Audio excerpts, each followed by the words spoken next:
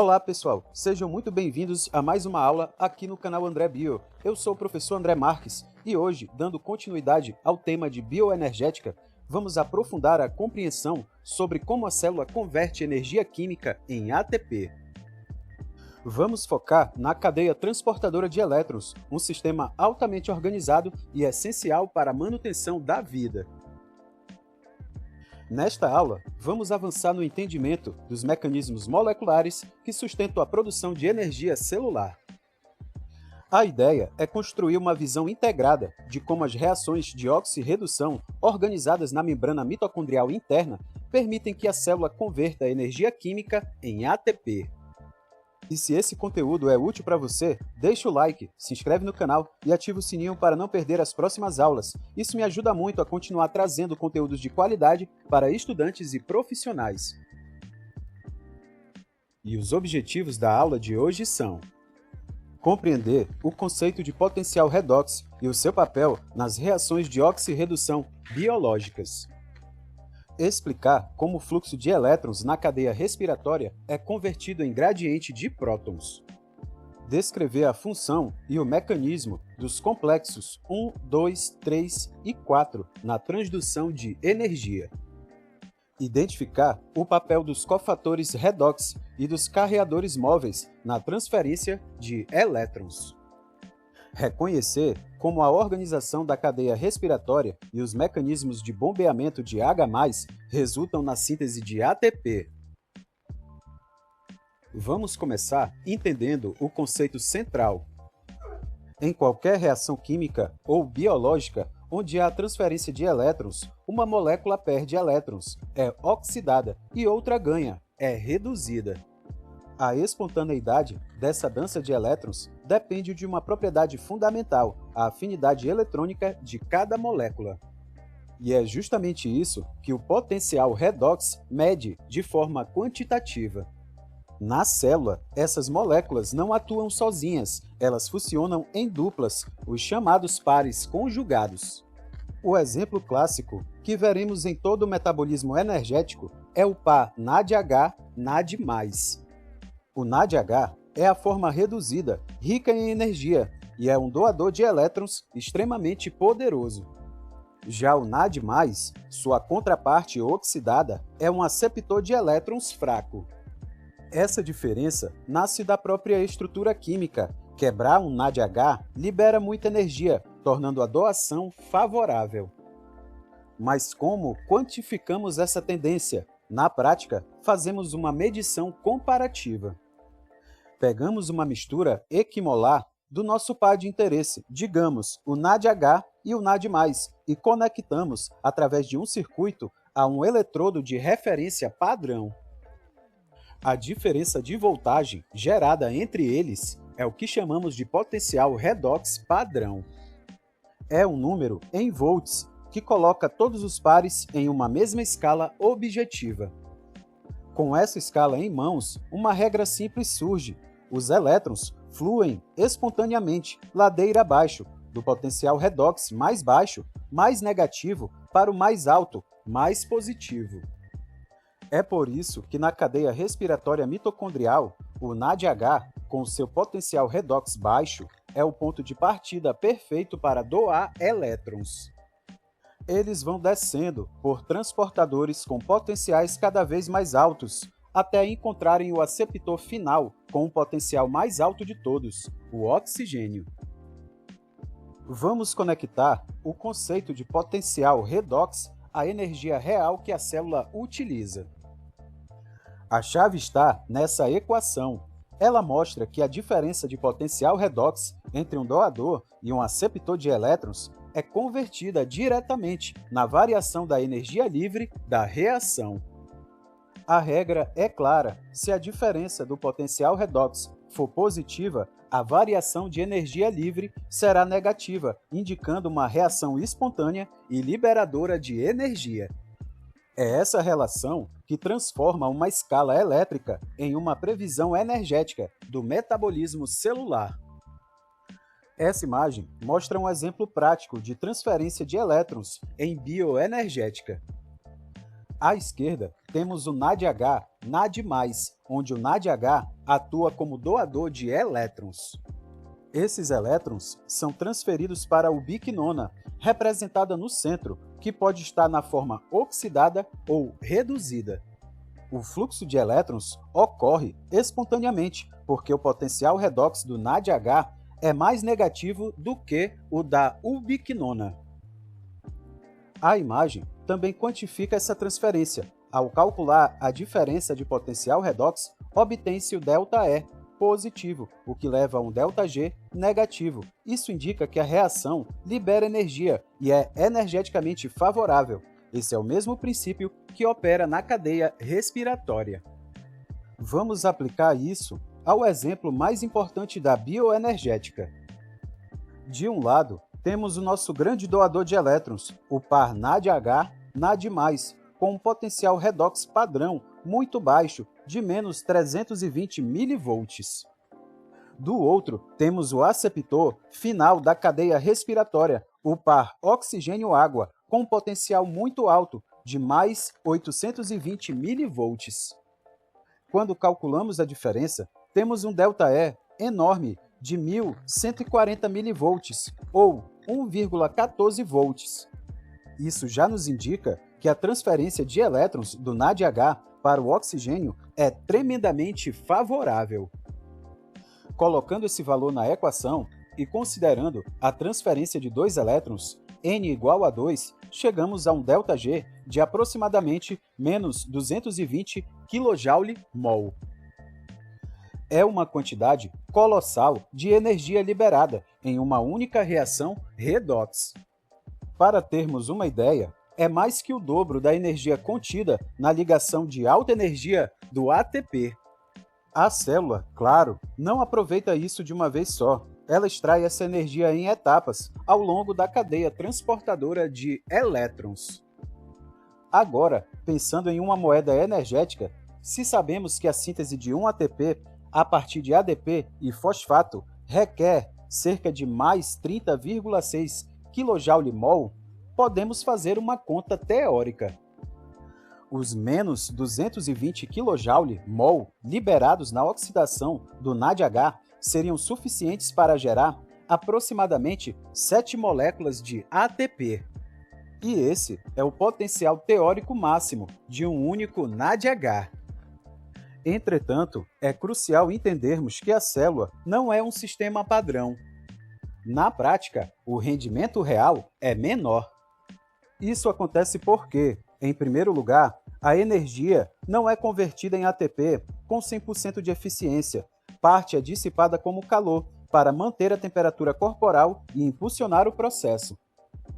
Em segundo lugar, o mecanismo de síntese de ATP é o acoplamento quimiosmótico, que envolve o bombeamento de prótons e o retorno deles através da ATP sintase, um processo com suas próprias perdas. Portanto, enquanto o cálculo teórico nos dá um limite superior de mais ou menos 7 ATP, o valor real observado fica em torno de 2,5 a 3 ATP por NADH, dependendo do sistema de transporte de elétrons ativo. O motor da cadeia respiratória são moléculas com uma habilidade única, aceitar e liberar elétrons de forma rápida e reversível. Os protagonistas aqui são íons de metais de transição, como o ferro e o cobre, e moléculas orgânicas, como a ubiquinona. O segredo deles é ter múltiplos estados de oxidação estáveis e potenciais redox bem ajustados, funcionando como mãos que passam elétrons adiante. Esses íons metálicos não ficam soltos no citoplasma, eles são ancorados com precisão em proteínas, formando cofatores especializados. Dois grandes grupos são fundamentais. Primeiro, os citocromos, que contêm um grupo M com o ferro central, a mesma estrutura que dá cor ao nosso sangue. Segundo, as proteínas ferro-enxofre, com conjuntos de átomos de ferro e enxofre. Ambos funcionam como táxis de um único passageiro, transportam um elétron por vez. Além desses cofatores fixos nas proteínas, temos um mensageiro móvel crucial, a ubiquinona, ou coenzima Q. Por ser lipossolúvel, ela se difunde livremente pela membrana mitocondrial interna. Sua vantagem é ser versátil, pode carregar não apenas um ou dois elétrons, mas também, ao se reduzir, captura prótons do meio aquoso.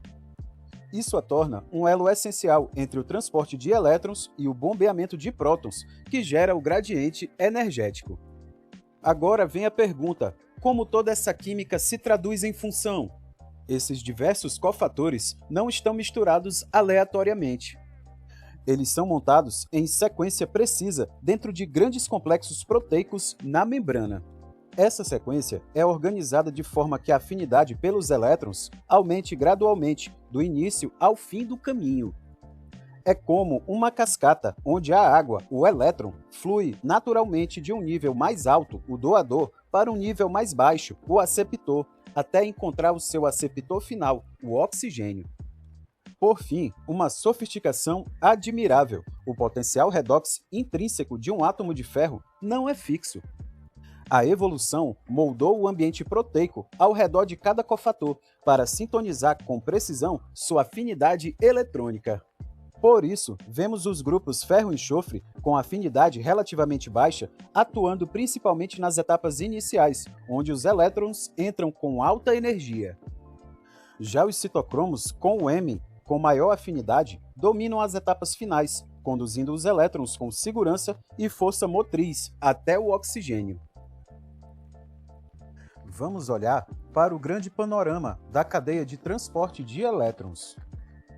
O ponto de partida é o NADH, rico em elétrons de alta energia, e o ponto final é o oxigênio molecular, que será reduzido à água. O que acontece no meio desse caminho é o mais importante. Grandes máquinas proteicas, os complexos da cadeia respiratória, estão embutidos na membrana interna da mitocôndria. Elas não apenas transferem esses elétrons, mas convertem a energia liberada nessa transferência em outra forma de energia, o gradiente de prótons. Os protagonistas da criação desse gradiente são três, os complexos 1, 3 e 4. Eles funcionam como bombas de prótons, acionadas pelo fluxo de elétrons. Conforme os elétrons passam por suas estruturas internas, a energia liberada é usada para expulsar prótons H+, da matriz mitocondrial para o espaço intermembranas. Esse trabalho sequencial dos três complexos resulta em um acúmulo de prótons no espaço intermembrana, tornando-o mais ácido e carregado positivamente em relação à matriz. Agora, atenção para uma exceção importante, o complexo 2, que é a própria succinato desidrogenase, do ciclo de Krebs. Ele também transfere elétrons para a cadeia, mas diretamente para a ubiquinona, sem bombear prótons. Ele é uma entrada alternativa de elétrons, mas não contribui para a força próton-motriz. E como esses complexos, que são fixos na membrana, se comunicam através de carreadores móveis. O primeiro é a ubiquinona, ou coenzima Q, lipossolúvel, que transporta elétrons do complexo 1 e 2 para o complexo 3. Do complexo 3 em diante, temos o citocromo C, uma proteína solúvel na face externa da membrana interna, que leva os elétrons um a um até o complexo final, o citocromo C oxidase. E qual é o princípio por trás desse acoplamento? É bioenergética pura. Quando os elétrons caem do NADH com alto potencial de redução para o oxigênio com baixo potencial, há uma grande liberação de energia. Nos pontos estratégicos do complexo 1, 3 e 4, essa queda de energia é acoplada a mudanças conformacionais que impulsionam os prótons através da membrana.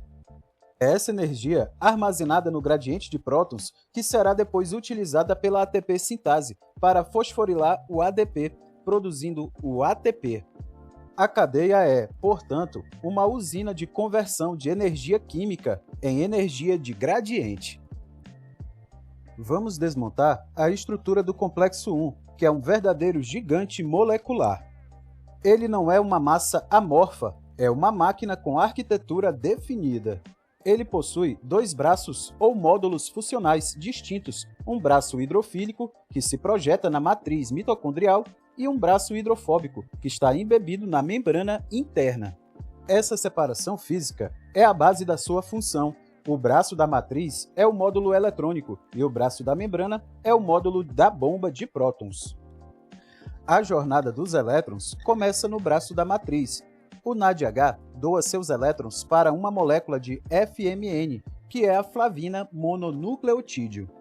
A partir daí, os elétrons viajam como se fosse por um fio condutor, mais um fio biológico, uma cadeia linear de grupos ferro e enxofre. Esse caminho seguro leva os elétrons até o ponto final do módulo, que é a molécula de ubiquinona, firmemente ligada ao complexo e pronta para ser reduzida em ubiquinol. Aqui está a genialidade do mecanismo. A redução da ubiquinona não é um evento passivo.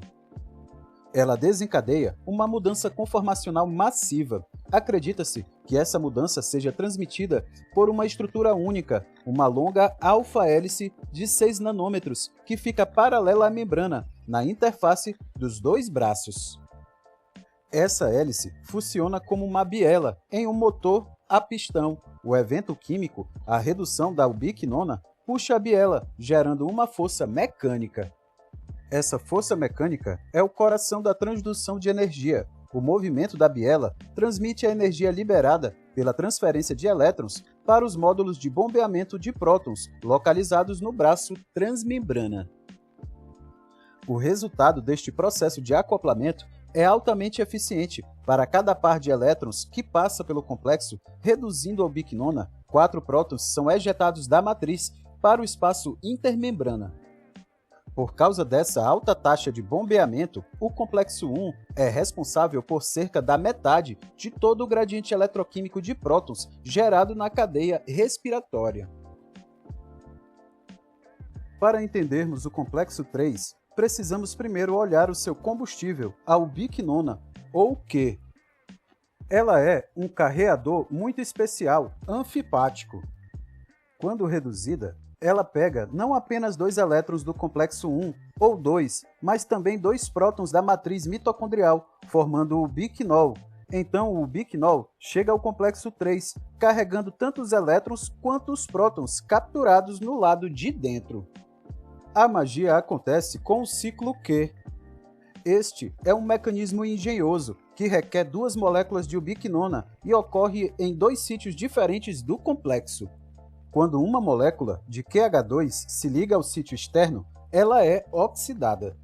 Mas essa oxidação não é simples. Um dos seus elétrons segue um caminho e o outro um caminho totalmente diferente. Parte da energia é usada para reduzir uma segunda molécula de Q, que está em um sítio interno. Esse é um ponto crucial. O ciclo Q é uma máquina de separação de cargas. De cada molécula de QH2 oxidada, um elétron é enviado para a cadeia de alta energia, que termina no citocromo C, que irá para o complexo 4. O outro elétron é desviado para uma via de baixa energia, retornando para reduzir uma quinona no sítio interno da membrana. Essa separação cria um desbalanço eletrônico, que é energeticamente favorável ao bombeamento de prótons. E onde entram os prótons? É aqui que acontece a transferência vetorial. Os 2 prótons que o QH2 trouxe da matriz são liberados no espaço intermembrana durante a sua oxidação. Além disso, a redução da quinona no sítio interno consome 2 prótons da matriz. O resultado líquido de um ciclo completo é a translocação de 4 prótons. 2 são de carona do QH2 e 2 são novos, bombeados ativamente pelo mecanismo do ciclo. Por fim, o impacto bioenergético. Para cada par de elétrons que originalmente veio do NADH e que é transferido para o citocromo C, o complexo 3 contribui com o bombeamento de 2 prótons. Isso representa uma amplificação significativa da força protomotriz, dobrando a contribuição protônica em relação ao fluxo eletrônico simples. Chegamos ao complexo final e mais energético da cadeia respiratória, a citocromo C oxidase, o nosso complexo 4. Esta é a etapa onde o oxigênio molecular, o aceptor final de elétrons, finalmente entra em cena. A redução completa de uma molécula de O2 a duas moléculas de água libera uma quantidade enorme de energia livre, tornando a respiração aeróbica muito mais eficiente que os processos anaeróbicos. É essa grande liberação de energia que será parcialmente aproveitada para o trabalho de bombeamento. Mas usar o oxigênio é perigoso. Se ele recebe elétrons de um em um, gera intermediários altamente reativos, como o radical superóxido, que causa estresse oxidativo e danos celulares. Portanto, a célula não pode permitir que o O2 flutue livremente, capturando elétrons aleatoriamente. A evolução desenvolveu um sistema de controle preciso, e o complexo 4 é a câmara de segurança onde essa reação perigosa ocorre de forma controlada. O segredo para esse controle está no seu sítio ativo único, um centro bimetálico, contendo um átomo de ferro do grupo M, A3, e um átomo de cobre. Estes dois metais, posicionados lado a lado, formam uma pinça molecular.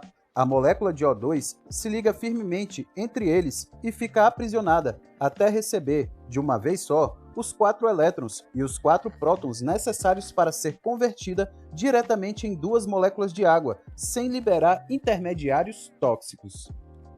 Aqui está a maestria bioenergética deste complexo. Para cada molécula de O2 reduzida, ele realiza um duplo movimento de prótons.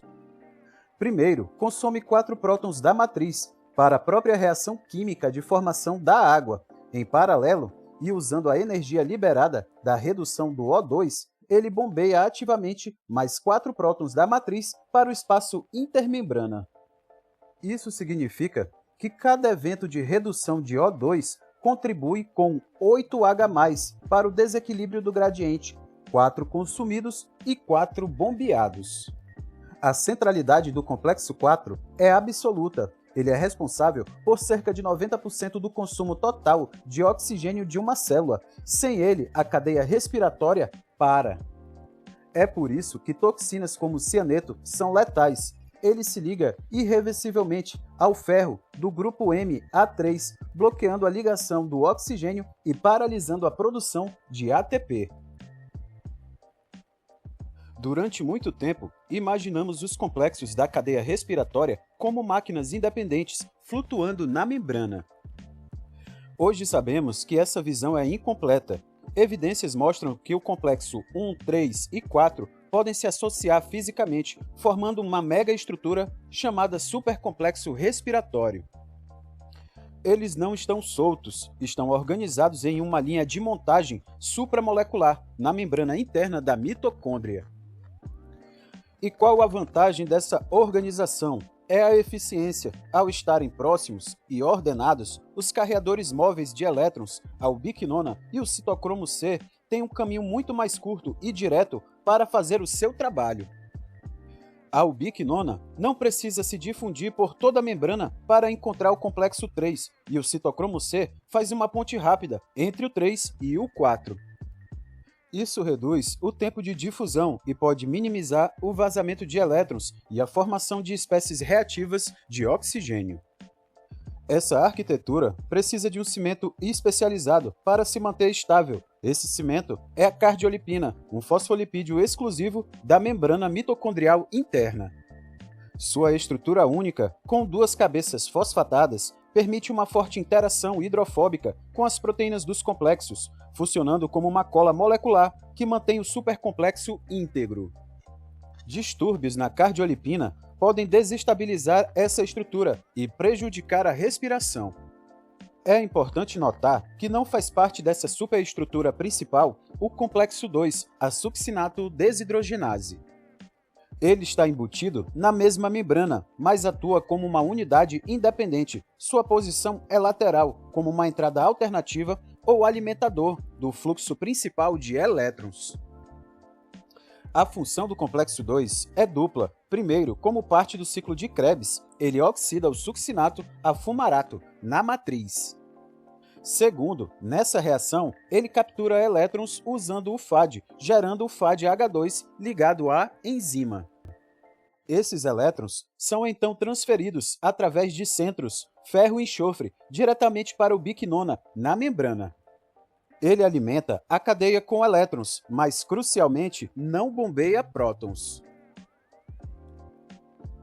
Uma pergunta fundamental na bioenergética é: como um próton, que é essencialmente um íon hidrogênio H+, consegue atravessar o interior hidrofóbico e impermeável da bicamada lipídica?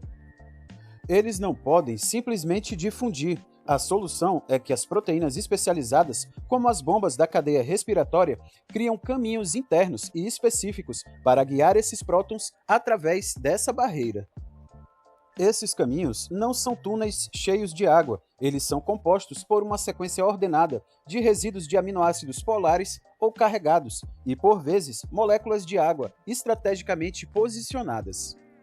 O próton se move por um mecanismo de salto, onde ele salta de um grupo doador para um grupo aceptor ao longo dessa cadeia. Esse processo pode ser até 40 vezes mais rápido que a difusão na água livre, sendo incrivelmente eficiente. Temos um excelente exemplo na citocromo C oxidase. Sua estrutura tridimensional de alta resolução mostra claramente duas vias separadas para a entrada de prótons vindos da matriz. Uma via, chamada de canal K, é para prótons usados na formação de água. A outra, o canal D, é para prótons que serão bombeados ativamente. Mas como o fluxo de elétrons aciona essa bomba? A chave é o acoplamento conformacional. Quando um elétron se move por um centro redox dentro de uma proteína com grupo M, uma pequena mudança na carga e na geometria induz a uma alteração na conformação da proteína ao seu redor. Essa mudança conformacional é mecanicamente transmitida para os resíduos do caminho do próton, alterando sua afinidade por H+, e a acessibilidade dos sítios, direcionando assim o movimento de prótons. Para que ocorra o bombeamento ativo contra um gradiente, a proteína precisa funcionar como uma bomba de 3 estágios. Ela deve adotar, no mínimo, 3 estados conformacionais. Número 1, um estado de alta afinidade por H+, voltado para o lado de dentro da matriz. 2, um estado ocluso ou de transição. E 3, um estado com baixa afinidade por H+, voltado para o lado de fora, o espaço intermembrana.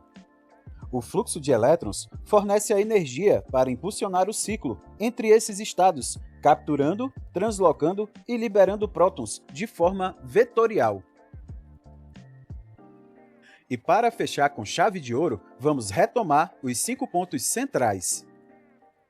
Primeiro, vimos que o potencial redox determina a direção e a espontaneidade do fluxo de elétrons e que a diferença de potencial entre doadores e aceptores está diretamente ligada à energia livre disponível para o trabalho celular. Depois, entendemos que a cadeia respiratória é formada por cofatores redox especializados, como o conjunto ferro-enxofre, citocromos e ubiquinona, organizados em complexos, com afinidade crescente por elétrons. Também discutimos que os complexos 1, 3 e 4 convertem a energia do transporte eletrônico em bombeamento de prótons, enquanto o complexo 2 atua como uma via alternativa de entrada de elétrons, sem contribuir diretamente para o gradiente de H+. Em seguida, analisamos como o fluxo de elétrons está acoplado a mudanças conformacionais precisas nas proteínas de membrana, permitindo a translocação eficiente de prótons e a formação do gradiente eletroquímico. E, por fim, destacamos que a organização da cadeia em supercomplexos respiratórios aumenta a eficiência no transporte eletrônico, reduz as perdas energéticas e sustenta a força protomotriz utilizadas na síntese de ATP. E para encerrar, eu gostaria de agradecer grandemente a presença, a atenção e o comprometimento de todos vocês ao longo desta aula. A participação valoriza o processo de aprendizagem e torna o momento realmente significativo. As referências apresentadas aqui representam a base científica de tudo o que discutimos hoje sobre o potencial redox, cadeia transportadora de elétrons e gradiente de prótons e síntese de ATP. Na próxima aula, vamos aprofundar como a célula efetivamente produz ATP por meio da ATP sintase, entendendo como o gradiente de prótons é convertido em energia química utilizável dentro da mitocôndria. E se esse conteúdo foi útil, inscreva-se no canal, deixe o like, ative o sininho e siga o Instagram, @andrebio.prof. Esse apoio é fundamental para que eu continue produzindo materiais educativos de qualidade. Muito obrigado e até a próxima aula. Valeu!